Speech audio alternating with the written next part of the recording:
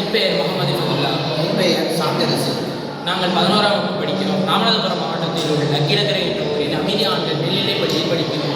எங்களுடைய ப்ராஜெக்ட் என்னவென்றால் snakes repelling oil, அதாவது தமிழில் பாம்புகளை அகற்றக்கூடிய மூலிகை எண்ணெய் என்று பெயர். அதில் உள்ள பொருள்களை கூறுவார்கள். நான் அந்த இதில் பாம்புகளை விரட்டக்கூடிய மூலிகையில் சேர்க்கக்கூடிய அதனுடைய மூலிகையினுடைய பெயர்கள் மற்றும் அதில் இதெல்லாம் பண்ணுதுங்கிறத பற்றி உங்களுக்கு நான் தெளிவாக கூறுகிறேன். நாகதானி, இது பாம்புகளை விரட்டக்கூடிய, அதாவது பாம்புகள் வந்தால் கூட அந்த மனம் அதை விரட்டக்கூடிய. இது மனிதர்களுக்கு ஆபத்தாக கேட்டால் அது அல்ல, இது மனிதர்களுக்கு நன்மை தான். அப்புறம் சர்வகந்தா, இதுவுமே தாவரங்களுக்கு இடையே வளரக்கூடிய ஒரு மூலிகை பொருள் என்று பழங்காலத்திலே கூறப்பட்டது. இதுவுமே பாம்புகள் பார்த்தால் கூட அது மனம் பெற்று வராது. அந்த மனத்தினால அது பாம்புகள் வராத ஒரு சூழ்நிலையை அதுக்கு ஏற்படுது. வெட்டுவேறு, இதுவுமே பாம்புகளுக்கு பிடிக்காத ஒரு வாசனை பொருளாக தான் இருக்கிறது. லெமன் கிராஸ், இது பாம்புக்கு நாற்றமாக தான் இருக்கிறது.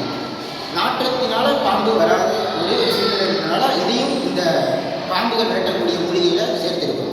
இது மனிதர்களுக்கு நாற்றமாக இருக்குமா கேட்டால் மனிதர்களுக்கு நன்மை தான் தரக்கூடிய ஒரு லெமன் கிராஸுங்கிறது ஒன்று இருக்குது. நாங்கள் இதில் பயன்படுத்திய எந்த ஒரு பொருளில் கூட மனிதர்களுக்கு தீங்கு விளைவிக்க ஒரு பொருள் கூட கிடையாது. மாற்றாக மனிதர்களுக்கு நன்மை தரக்கூடிய மூலிகைகள் தான். இதனால் பாம்புகளை நம்மளால் அகற்ற முடியும். தமிழ்நாட்டில் தொடர்ந்த 3 வாரங்களாக சரியான மழை பெய்து வந்தது நம்மளுக்கு தெரியும்.